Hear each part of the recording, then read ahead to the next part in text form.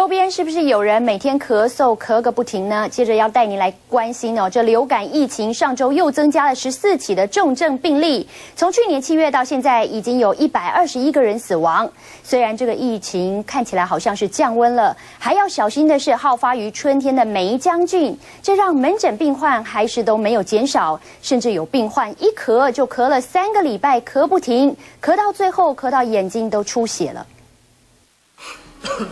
流感疫情持续降温，不过各医疗院所的类流感病患还是人满为患。有的患者高烧不退，或者是严重咳嗽2-3个礼拜都没有停，咳到眼睛出血，甚至并发肺炎住院。我们去给他听诊，就会听到肺部有发炎的声音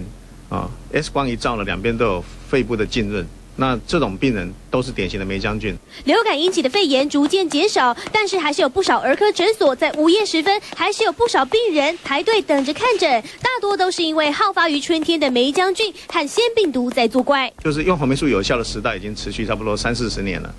可是最近几年，梅浆菌开始对红霉素产生抗药性，红霉素去治疗的话呢，病程就会好得很慢。很多是一家人轮流感染，医师表示久咳就应该看医生，要厘清是梅浆菌或者是其他病因，对症下药。